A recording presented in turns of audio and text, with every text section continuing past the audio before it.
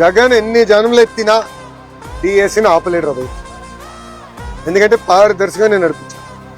గతంలో పడిన కేసులని తీసుకుని ఏ ఇంజన్లో పెట్టి ఏ కారణాల వల్ల కేసు పడింది, సబర్బాల్ జడ్జిమెంట్, హారిజాంటల్ వర్టికల్ రిజర్వేషన్ అంటే ఏంటి, నేను వెరీ కాంప్లికేటెడ్ సబ్జెక్ట్ అని నేను ముందర నేర్చుకుని స్టడీ చేసి పర్ఫెక్ట్ నోటిఫికేషన్ వేసి భారతదేశ చరిత్రలోనే ఎక్కడి జరగని విధంగా మేము నోటిఫికేషన్ చేసాం.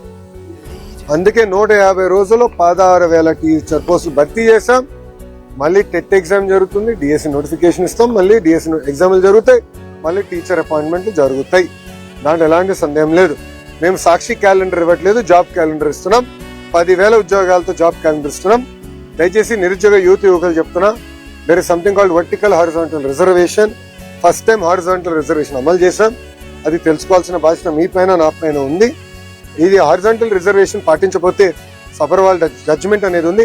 ఆ జడ్జిమెంట్ అడ్డంగా పెట్టుకుని ఈ వైకాపా పార్టీ మళ్ళీ కోర్టులో వేసి స్టే తీసుకొస్తారు. ఈ వైకాపా పార్టీకి చెందిన నాయకులే 240 కేసులు వేశారు స్వామి. 240 కేసులు వేశారు. దాంట్లో 43 కేసులు ఇప్పటికీ కోర్టు డిస్మిస్ చేసింది, మిగతా అంతా హియరింగ్ చేసింది.